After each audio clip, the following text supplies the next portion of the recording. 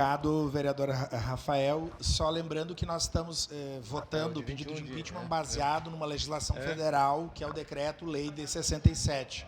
Né? Mas, enfim, vamos tratar desse tema, porque, de fato, é uma situação constante na última legislatura e na primeira sessão já estamos nesse tema. Vereador Edson da Rosa, para declarar voto. Pois não, senhor presidente, era exatamente uma das minhas falas. Eu não sou um jurista, mas ouvindo os vereadores que são advogados, nós não somos competentes para tal. E nós estamos baseando o nosso debate numa lei federal, no Decreto-Lei 201, de 27 de fevereiro de 67, Castelo Branco, vereador Eloy Friso. Vejam bem, nós estamos em 2025. E quando eu fiz a minha fala inicial com relação também ao regime de urgência, e esse processo de solicitação de admissibilidade e a relativização do processo de impedimento. E falei para o vereador Iago, quando vem, digo, vereador, eu voto não.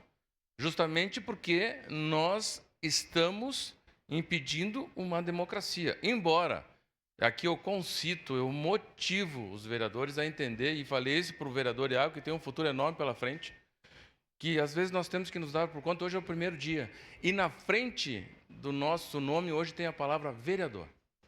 Aí eu faço, na iniciativa privada, eu faço o que eu quiser. Quando eu me torno uma pessoa pública, eu dou margem ao direito às críticas que virão.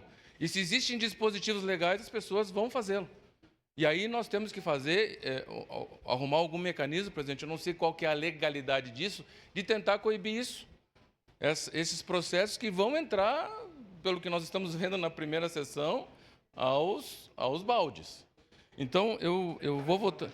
Tem que regulamentar. Nós precisamos ter um dispositivo que não é justo nesse momento. O vereador que fez 11 mil votos vai ser cassado como? Não tem nem ambiente para isso, vereador. Então, eu quero dizer para Vossa Excelência, conte comigo e aí eu peço para que nós façamos uma reflexão, todos nós, os 23, da nossa atuação. Porque é nós que vamos definir as entradas ou não dos processos de impedimento. Sabe que eu, como sexagenário, a vida vai nos ensinando. E a vida nos diz o seguinte, olha, prudência e canja de galinha não faz mal para ninguém. Eu votarei contra, senhor presidente, por na minha modesta opinião, é extemporâneo esse pedido de admissibilidade de impeachment. Obrigado, vereador Edson da Rosa.